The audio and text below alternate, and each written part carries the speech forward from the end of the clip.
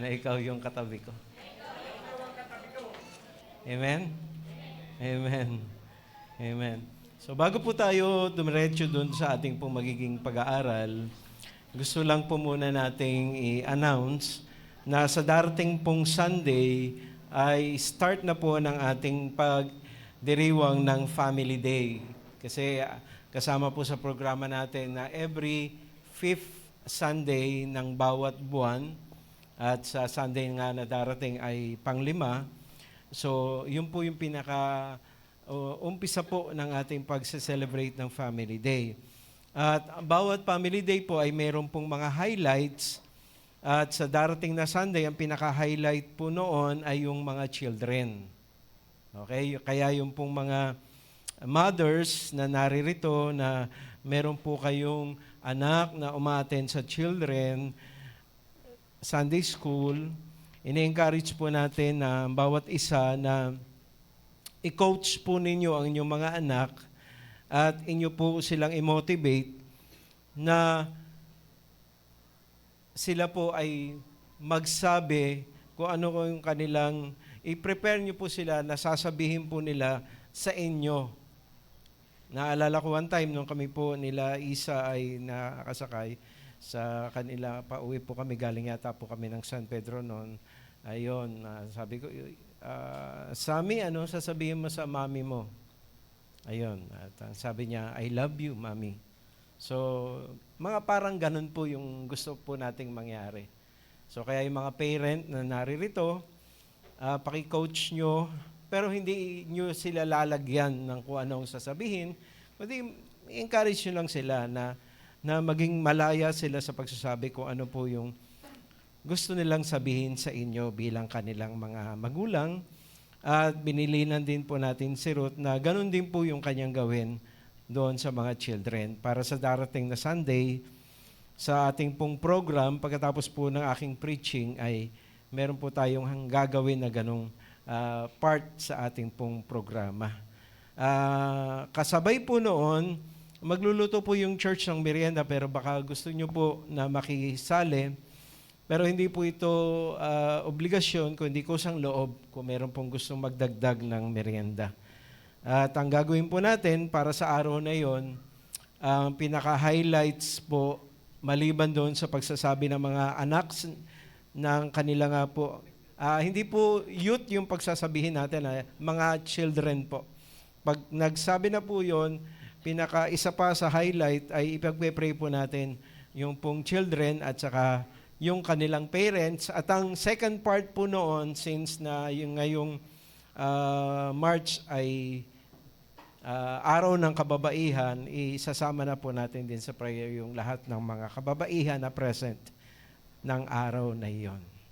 Okay? Hindi po mga mothers, yung ating sinasabi, kundi lahat po ng kababaihan. Yung unang part, yun po yung parents, and then yung second part, lahat na po ng mga kababaihan ang ating pong isasama sa panalangin. Okay po? Malinaw po ba? So, ayun po. Take note na lang po, mga parents, and take note na rin po doon sa mga kausap ko kanina patungkol doon sa tulong na nirequest ko sa kanila. So, proceed na po tayo sa ating magiging pag-aaral. Ngayon po ay March 22, 2026. Ang ating pong aralin ay makikita natin sa unang Thessalonica chapter 5 verse 17. At ang nakalagay po doon ay pray without ceasing. Okay? Ang Tagalog po niya ay magsipanalangin kayong walang patid. Grabe. Okay? So ang ating pong paksa na pag-uusapan, manalangin tungkulin ng bawat Christian. Pakisabi nyo nga sa inyong katabi, ang manalangin ay tungkulin mo. Amen. Amen po ba yon? So, sino-sino po ba yung tungkulin nating ipanalangin? Okay? Tayo po ay nagpe-pray. Pero, gustong ipaunawa sa atin ng Lord na hindi lang pala natin dapat ginagawa ang pagpe-pray, tungkulin din pala natin iyon. So dito, sino po sa atin yung pinaka-background natin, mga Catholic tayo dati? Pakitaas po yung kamay. Ayan, marami. Ano po? Na bilang mga lumaking Catholic, ang marami sa atin, ang mag-pray ay gawain na natin. Pero yung ating pong paraan ng pagpe-pray noon at yung paraan na tinuturo ng Lord ngayon ay magkaiba po, mga kapatid. Kasi ang sabi po na Matthew chapter 6 verse 7, when you pray, don't babble on and on as people of other religions do. They think their prayers are answered merely by repeating their words again and again. Ganyan po tayo noon. Okay, naalala niyo po na itinuro ng Panginoong Hesus ang Ama namin. Tama po ba? Kaya lang, ang ginagawa natin, mga 5 ama namin. 5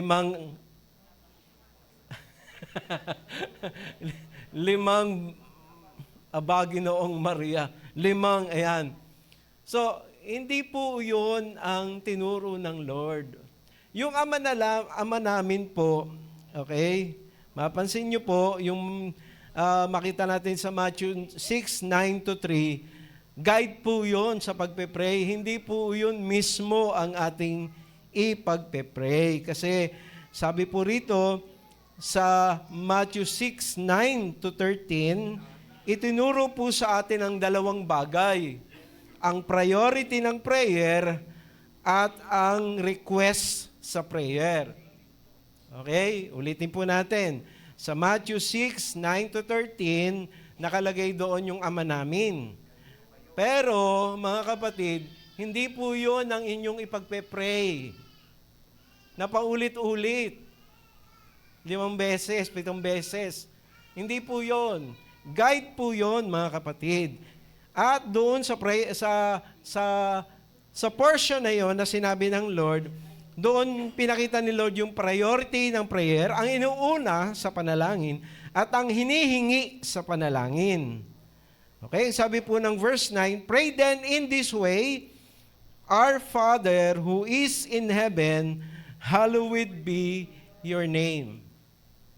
Okay, ikaw at ako na magpe-pray, ang unang tanong, may relasyon ka ba sa Diyos? Nandiyan pa ba tayo? So, dito makita po natin, mga kapatid, na ang priority sa prayer ay ang Diyos at ang kailangan, ikaw at ako ay merong relasyon sa Diyos. Amen? Amen? Amen? Minsan po kasi nagpe-pray tayo sa Diyos, pero pagka-emergency lang, naalala natin siya. Pag may sunog lang, naalala natin siya. Pag may sakit lang, naalala natin siya. Kapag may problema lang, naalala natin siya. Ganun ang ating pong natutunan sa prayer. Pero, pinapakita dito na ang prayer, pakisabi sa inyong katabi, ay relationship. Amen? So, ang panalangin po ay pakikipag-usap sa iyong Diyos. Hindi ka nakikipag-usap sa somewhere up there. Hello? Di ba? Naririnig niya yan, di ba? Someone up there. Ay, hindi po siya someone up there. He is your God. You have a relationship with Him. Amen? Amen? Hindi po siya someone. Amen? Hello? Siya ay iyong Ama. At ikaw ay lumalapit sa Kanya at sinasabi mo sa Kanya yung iyong mga pangangailangan. Kaya ang panalangin ay ang pagde-develop ng relasyon sa Diyos. Pangalawa, mga kapatid, importante po sa relasyon, sabi rito, sa kasunod po na sinabi, sabi niya, your kingdom come, your will be done on earth as it is in heaven. So dito, mga kapatid, pinapaalala po sa atin, mga kapatid, na yung Diyos na atin pong nilalapitan, na ating Ama, na ay meron din po siyang pamumuno sa ating buhay. Meron po siyang pamamahala sa ating buhay. Kaya kapag tayo ay magpe-pray, hindi natin ipagpe-pray, mga kapatid, yung ating kalooban, yung ating kagustuhan, yung paglawak ng ating mga pangarap at ginugusto sa buhay. Hindi. Dapat kino-consider natin na meron siyang rulership at sabi dito, thy kingdom come, meron siyang will. Tuwing kami pupunta po ng Marinduque, kaya hindi po nangyari na yung pantalan ang lumalapit sa Roro. Okay, sa prayer, mga kapatid, hindi mo pipilipitin ang kamay ng Diyos at sasabihin, Lord, pagka hindi mo binigay, magtatampo ako. Ganun ang gawa natin sa mga magulang natin, pero sa Diyos, hindi mo yan pwedeng gawin. So kaya yun po yung dapat nating matutunan. Na sa prayer, hindi sinasabi na paulit-ulitin mo yung Ama namin, kundi guide yun, kapatid, na ang una, kapag ikaw ay nagpe-pray, sana maalala mo na yung Diyos na tinatawagan mo, may relasyon ka sa Kanya, may kaharian siya, at may kalooban siya. Guide mo yun. Para sa susunod, pag humingi ka na, ayan, sabi po, ano yung hingi natin? Our daily needs. Give us this day our daily bread. Okay, yung pangailangan sa araw-araw. Pangalawa, na pwede nating hingin ay yung pong forgive us our debts as we also have forgiven our debtors. So dito mga kapatid, relasyon mo sa iyong kapwa. And then thirdly, deliverance and protection from evil and the evil one. And lead us not into temptation, but deliver us from evil, for yours is the kingdom and the power and the glory forever. Amen. So kaya po tayo, mga kapatid, ay tunay na kailangan nating madiscovery, hindi po yung dati na paraan, kundi yung bagong tinuturo ng Lord sa atin. Kung paano tayo makikipag-ugnayan sa Kanya na ating Amang nasa langit. Pero maliban doon, mga kapatid, ikaw at ako ay binigyan din ng Lord ng responsibilidad, hindi lang para sa iyong personal na pangangailangan, kundi may mga grupo ng tao na kalooban niya na iyong ipanalangin. At yun po yung ating pag-uusapan ngayon pong umaga na to.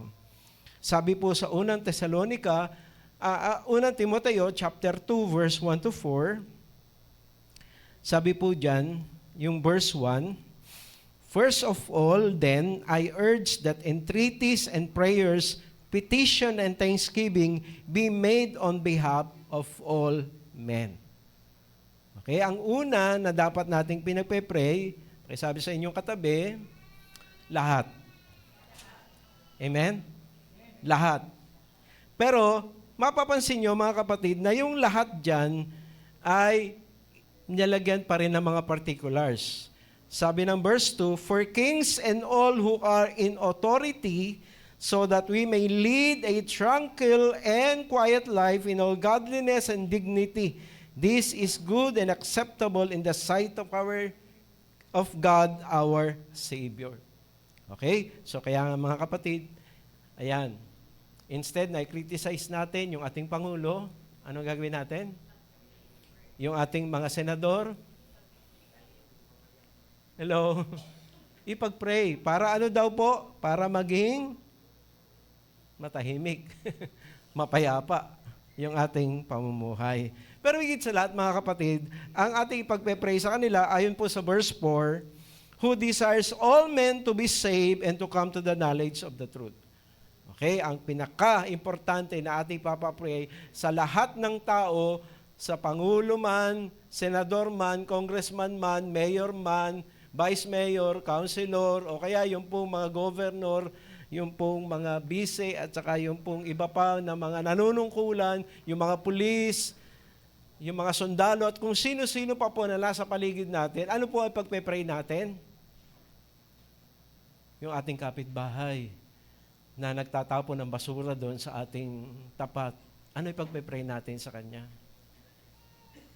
Yung ating kapitbahay na ang dami-daming lugar na pwede pong dumihan ng aso doon pa sa tapat ng bahay natin. Ano pagpe-pray natin? Pagpe-pray ba natin, mga kapatid, ay sasabihin natin, ayan, hindi. Kaya po nila nagagawa yun kasi nga po, hindi nila kilalang Diyos. Amen? Kaya po yung mga senador nakakapagnakaw, hindi nila kilalang Diyos. Kaya po yung mga tao sa paligid natin, nagagawa nila yung ginagawa nila kasi hindi po nila nakikilalang Diyos. At ang tanging sagot po, mga kapatid, ay hindi po bilangguan, hindi rin po kamatayan, ang tanging sagot po ay kaligtasan. Kaya ipagpe-pray natin sa kanila ay, Lord, maligtas po sila. Pangalawa na ating pong tungkulin na ipanalangin, sabi po ng Efeso 6:18, with all prayer and petition, pray for at all times in the Spirit, and with this in view, be on the alert with all perseverance and petition for all the saints. Okay, tingnan niyo po inyong mga katabi. Yan po yung saints. Amen? Yan po yung mga Christians. Amen? At sila yung pangalawang pinapapray ng Lord sa atin. Amen? Amen? At kung maalala po natin yung ating po mga katabi, yung ating mga kaibigan, yung ating mga kumpare ng mga mananampalataya, ano ipagpe-pray natin sa kanila? Sabi ng Efeso, sa Efeso na lang po tayo tumingin. Babasahin ko lang po i-review na lang po ninyo kung sakaling babalakin yung manalangin. Ipag-pray po sila. Sabi ng Efeso chapter 1, verse 17 to 19. Ito po yung pwede natin ipag-pray sa kanila. Sabi rito, that the God of our Lord Jesus Christ, the Father of glory, may give to you a spirit of wisdom and of revelation in the knowledge of Him. I pray that the eyes of your heart may be enlightened, so that you may know what is the hope of His calling, what are the riches of the glory of His inheritance in the saints, and what is the surpassing greatness of His power toward us who believe. These are in accordance with the working of the strength of His might. So yan po yung ipagpe-pray natin. Mga kapatid, isa sa importanteng pinagpe-pray natin sa bawat isa ay yung ang kanilang mga mata ay makakita. Yung kanilang mga tenga ay makarinig. At yung kanilang mga puso ay makadama. Isa pa sa pwede natin ipag-pray, sabi po na Ephesians 3:16 to 19, that He will grant you according to the riches of His glory to be strengthened with power through His Holy Spirit in the inner man, so that Christ may dwell in your hearts through faith, and that you, being rooted and grounded in love, may be able to comprehend with all the saints what is the breadth and length and height and depth, and to know the love of Christ which surpasses knowledge, that you may be able to be filled up to all the fullness of God. Pag binasa niyo po yung mga letters ni Paul, marami pa po siya itinuturo doon. Pero maliban doon sa mga matay makakita, mga tengay makarinig, yung mga puso'y makadama, isa din mga kapatid sa napaka-importante ay yung tayo po ay maging malakas at matatag. Pero lumalakas lang tayo at tumatatag, mga kapatid, yung pag-ibig. Yung pag-ibig po ni Kristo. Kasi si Kristo, mga kapatid, siguro tinatanong nyo, bakit si Kristo ay nananatiling nakabayubay doon sa krus at hindi siya nagsalita at hindi po siya umalis doon? Isa lang po ang dahilan, dahil sa pag-ibig niya sa atin. So mayroon pong strength na gagawa yung love kapag ito'y nasa puso mo. Nakakaya mong mag-overcome, nakakaya mong magtiis, nakakaya mo kapatid na magparaya, nakakaya mo kapatid na minsan sa halip na gumanti ay magpatawad. Yun po yun, isa sa mga kailangan natin ipanalangin sa ating kapwa Kristiyano. Pangatlo, pag-pray din po natin yung pong mga ginagamit ng Lord. Sabi po na Ephesians 6:19, and pray on my behalf that utterance may be given to me in the opening of my mouth to make known with boldness the mystery of the gospel. So ipanalangin po natin sa mga pastor, doon po sa mga ginagamit ng Lord, na magkaroon po sila ng, sabi po rito, utterance. Okay, pag sinabing utterance, ang ibig sabihin nun ay magkaroon po sila ng power sa kanilang pagsasalita Kasi importante po yun, mga kapatid. At pangalawa, boldness. Yung sila po ay maging fearless sa kanila pong pag-share. Alam nyo, minsan, kapag ka po may nakatayo dito sa harapan at titignan po yung pong itsura ng ating mga muka, minsan po nakakatakot magsalita. Mabuti na lang si pastor po ay malabo ang mata at hindi niya po masyadong nakikita yung inyong mga itsura. Pero minsan po, mga kapatid, nakakapag-strike po yun ng fear doon sa nagsasalita. Na ano po sila.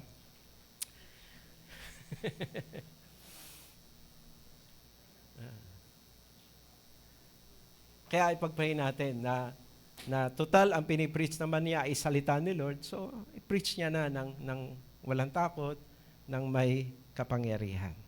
Amen? Amen. Pero meron pong isa tayo ding dapat na pinagpe-pray.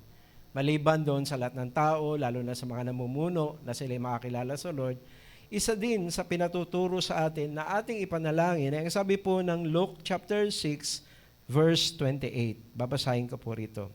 Sabi rito, bless those who curse you, pray for those who mistreat you. Hindi po ito madali, mga kapatid. Pero, iyon po ang pinagagawa ng Lord sa atin. At doon sa mga naka-attend ng Bible study, alam nila, pinag-aralan kasi namin, kung bakit sinabi ng Lord na mag-bless ka at huwag mong gawin yung pagka-curse na ginagawa nila o yung pag-mistreat na ginagawa nila.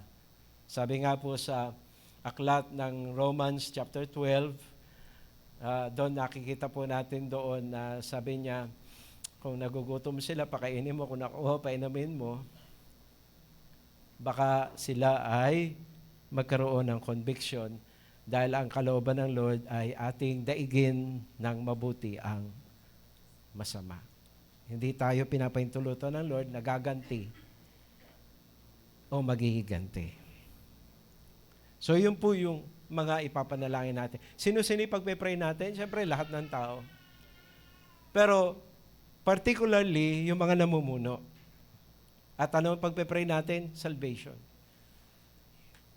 Sino pa ipagpe-pray natin? Yung mga nanunumpa, yung mga nagmamaltrato sa atin. Ano pagpe-pray natin sa kanila? Siguro kaya sila ganon. Kulang sila sa blessing. So, sabi ng Lord, bless them. Amen? Sino pa pagpe-pray natin? Yung mga katabi natin. Sino pa pagpe-pray natin? Yung mga nasa harapan natin. Amen? So bilang pagtatapos, mga kapatid, gusto nating ipaalala sa bawat isa na ang manalangin ay hindi mo lang kailangan. Okay? Matthew 6, 9-13. Hindi mo lang kailangan manalangin. Ang manalangin ay iyo ding tungkulin. Yan. Pakisabi sa inyo katabi. Hindi mo lang kailangan manalangin. Tungkulin mo ring manalangin.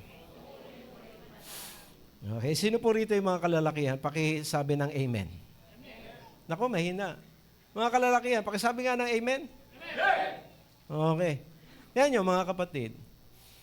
Yung manalangin na kailangan na gawin ng lahat ng Christian, at yung tungkulin ng manalangin, eto po mga kapatid. Bakit sinabi sa 1 Timothy 2:8, therefore, I want the men in every place to pray, lifting up holy hands without wrath and dissension. Sino po yung mine-mention dito? Hello? Sino po yung pinapagawa ng panalangin? Ayan, humina na boses natin. Ha? Hello? Hello? Sino po? Hindi po lang tatay, men. Okay, men. Tayo ng mga lalaki. Ang minention. Bakit hindi kaya babae ang sinabi? Now, sa Pilipinas po, mga kapatid, Sa Pilipinas po, mapapansin nyo, mga babae po talaga, yung pong, yung nananalangin. Amen? Amen? Kasi yung mga lalaki, nasaan? Nasa sabungan, nasa inuman. Hello? Nasaan? Nasaan?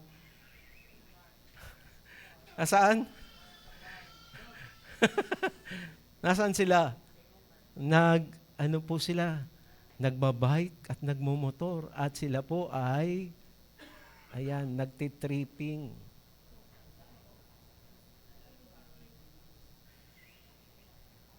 Kaya mapapansin mo, ang nagsisimba, mas marami babae. Lalo na sa prayer meeting.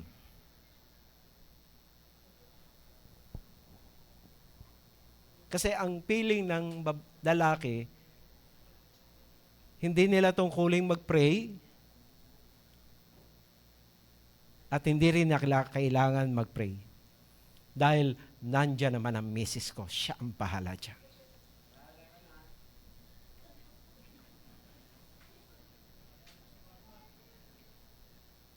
Kaya lang, pag pinairal natin yung ganong kultura sa Pilipinas, hindi natin masusunod yung Biblia. Kasi sa Biblia, ang pinagpe-pray, okay? Ang minention na mag-pray, sino? May tanong ako sa inyo. Pagkatapos po, magdiwang ng mga anak po ni Job, di ba? Halos araw-araw po sila ay nagpipista eh. Sino po ang nagpe-pray? Si Job. Si Mrs. Job po ba? Hindi. Si Job. At pansinin niyo po, si Abraham, si Isaac at si Jacob. Minsan, nakita natin, nag-pray po yung asawa ni Isaac kasi nga po, 20 years na silang kasal, wala pa rin po silang anak. So, nag-pray po siya. Pero, minsan lang yon, instances lang yon. Pero ang talagang nakikipag-ugnayan sa Diyos, sino po? Yung mga lalaki. Amen?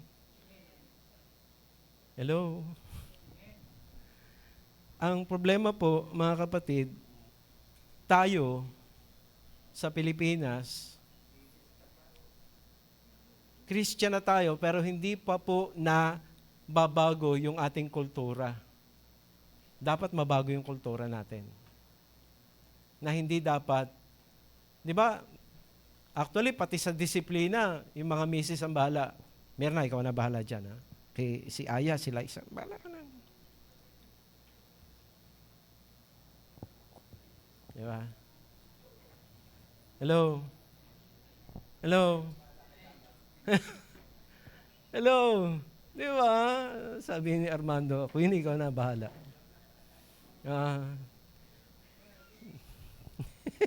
Nagsusumbong si Queenie. Armando, alam mo naman si ano, ganyan. Ikaw na bahala dyan. Usually, ganun po tayo, yung kultura ng Pilipino. Hello? May kausap po ba ako? Baguhin natin.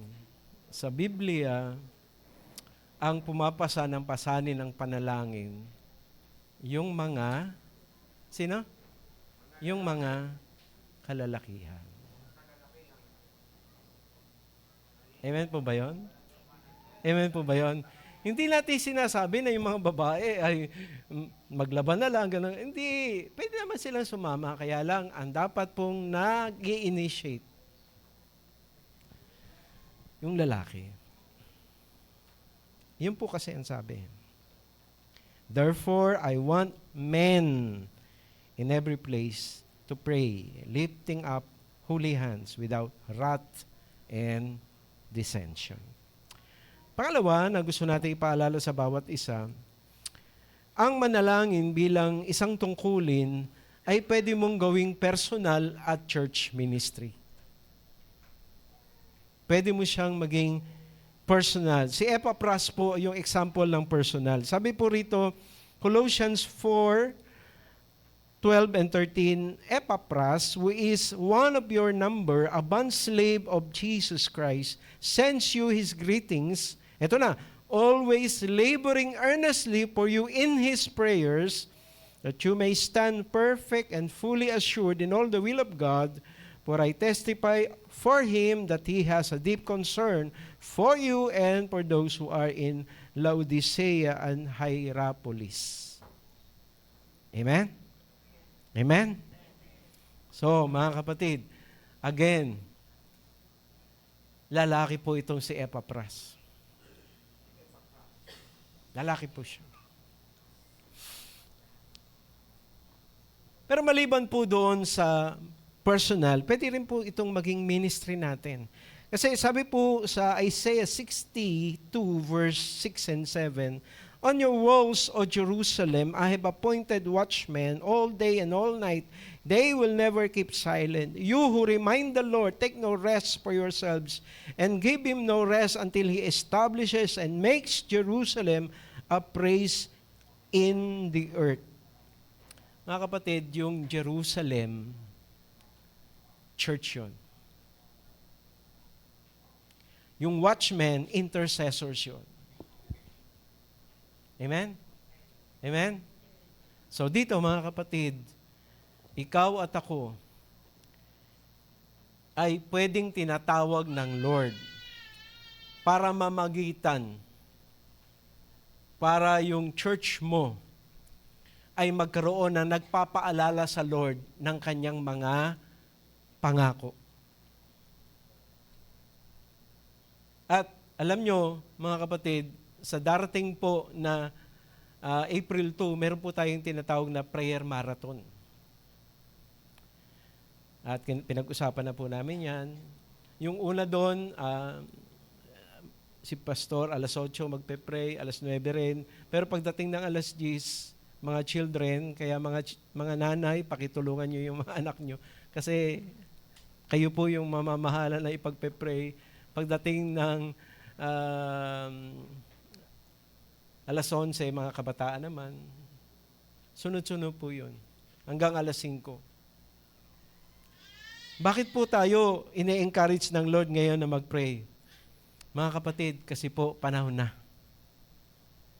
Marami na pong nangyayari sa ating panahon. Amen?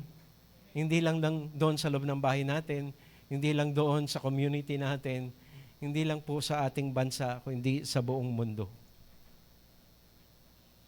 At kaya po, mas napapanahon na ikaw at ako ay dapat magbigay at maglaan ng panahon sa pananalangin. Amen? Amen? At ang Lord po ay tumatawag ng mga watchmen, ng mga intercessors sa kanyang church. At kaya ipag-pray po natin, mga kapatid, na talagang maging bahagi po ng programa natin sa buong sanlinggo natin, na tayo po ay may dinadaluhan na gawain ng pagpe-pray. Meron tayong personal na ginagawang pagpe-pray, pero meron din tayong pagsama sa pananalangin. Kasi po, mga kapatid, iba po yung pong prayer natin at iba po yung prayer na may kasama po tayo. At ang sabi po ng Bible doon, where 2 or 3 are gathered together in my name, di ba? Siya'y nandoon. At kung ano yung pagkaisahan nila, anong sabi? Ipagkakaloob sa kanila. So iba po yung pong ikaw ay nanalangin. Pero iba yung may kasama kang nanalangin at nagkaisa kayo. At kapatid, ang Lord ay nangako, ibibigay niya sa atin yung ating hiniling. So napakahalaga po, mga kapatid. Amen po ba? So kaya po, may mga nagsabi po na the important activity of a church other than evangelism is prayer meeting. Meron din po nagsabi, the power of a church is measured in its prayer meeting. Ulitin ko po.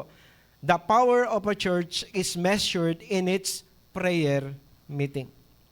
Meron din pong nagsabi, a powerful church is a prayerful church. At meron din pong nagsabi, yung church na ang members ay mas dinadaluhan ng outdoor fellowship or activities kaysa prayer meeting, sorry for the term, mahinang Kristiyano po sila.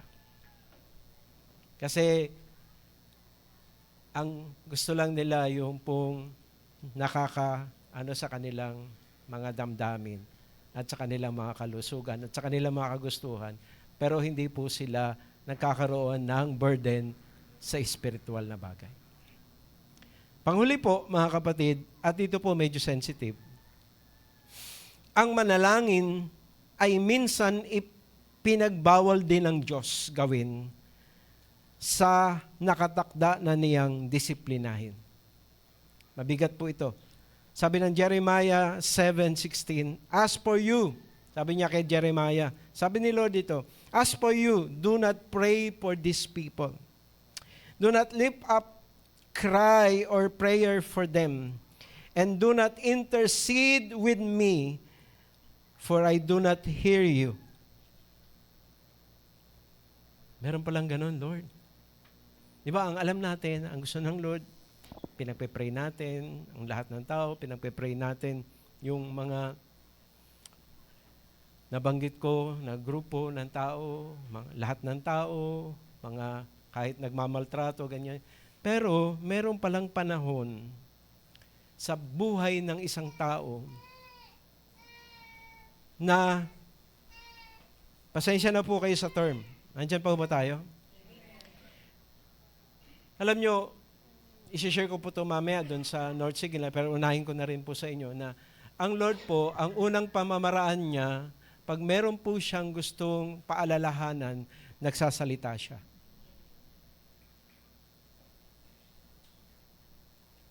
Pero pag ayaw mong makinig doon sa sinasabi, ang susunod na gagawin ng Lord, hinahayaan niya na maranasan mo yung consequence ng iyong hindi pagsunod. Kaya magugulat ka. Pero merong pangatlo. Ang tawag na po doon ay kapag hindi ka nakinig sa salita, kapag hindi ka pa rin naging sensitive na, ay, bakit kaya nagkukulang na yung pera ko? Bakit kaya nagkakasakit na kayo? Bakit kaya ganito? May pangatlo. At yun ay judgment na.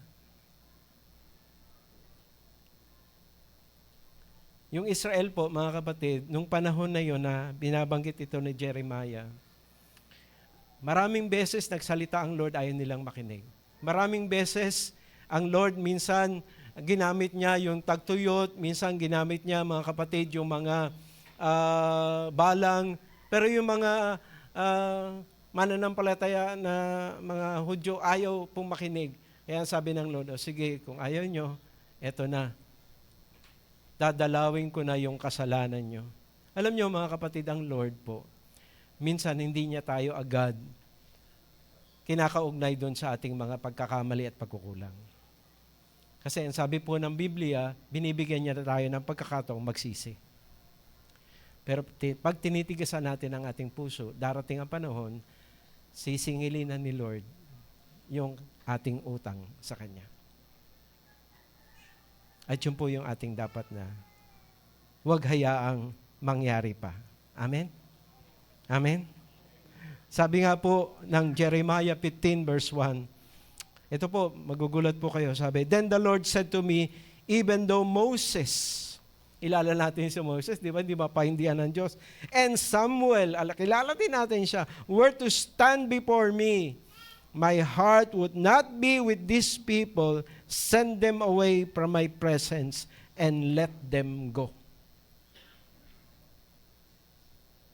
Kahit po yung intercessor na si Moses, kahit yung intercessor na si Samuel, sabi niya, kahit sila pa yung mag-pray, hindi ako makikinig. At ang matindi, sabi rin, Ezekiel 14 and 20, sabi niya, even though these three men, ito na, Noah, Daniel, and Job, were in its midst, by their own righteousness, they could only deliver themselves, declares the Lord God. Verse 20, even though Noah, Daniel, and Job were in its midst, As I live, declares the Lord, they could not deliver either their son or their daughter. They would deliver only themselves by their righteousness. Meron pong mga pagkakataon, mga kapatid, na dahil tayo lumalakad, sabi po ng James 5, sabi doon, 16, the prayer of the righteous availeth much. So may mga time na minsan, i-judge na ng Lord yung nagagawan pa ng paraan kasi nakahingi ka ng tawad kay Lord para doon sa tao na yan. Pero may time na pagka po nasa sukdulan na, nandyan po ba tayo? Kapatid, hindi na po pwedeng mabawi. Kaya wag tayong pumayag na makarating tayo doon sa dulo na wala nang turning back. Kung hindi yung judgment na ng Lord ang ating ma-encounter. Kaya po, this morning mga kapatid, sana po, i-consider po ninyo yung pong April 2. Ipopost po natin yung pong magiging mga schedules noon. Pero sa oras na ito mga kapatid, tumugon po tayo sa Panginoon. Mga kalalakihan, kung hindi nyo napapansin na tungkulin nyo ang manalangin, please reconsider. Mga kababaihan, encourage nyo yung inyong mga partner, encourage nyo yung inyong mga anak na men, na yon ay kanilang responsibility. Pero tandaan nyo mga kapatid, higit sa lahat, kailangan ng church ng intercessor. Kaya sana po, huwag nating baliwalain. Hindi lang po yung ating personal prayer, kundi yung gawain ng pananalangin sa ating pong church. Pwede ho ba tayong tumayo?